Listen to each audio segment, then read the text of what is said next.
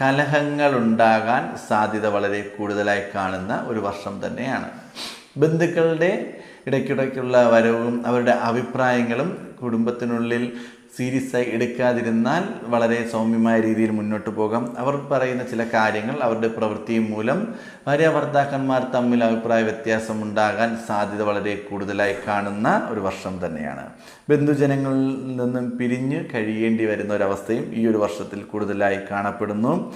സുഹൃത്തുക്കളുടെ വിവാഹത്തിന് നമ്മൾ നേതൃത്വം നൽകുക, അല്ലെങ്കിൽ നമ്മുടെ സാമ്പത്തികം ചിലവാക്കുക, നമ്മൾ മുഖേന അവർക്ക് വിവാഹം നടക്കേണ്ടി വരിക, ഇങ്ങനെയൊക്കെയുള്ള പോസിറ്റീവായിട്ടുള്ള ഫലങ്ങൾ ഈ ഒരു വർഷം ജീവിതത്തിൽ നടക്കുവാനും സാധ്യത കൂടുതലായി കാണപ്പെടുന്നു.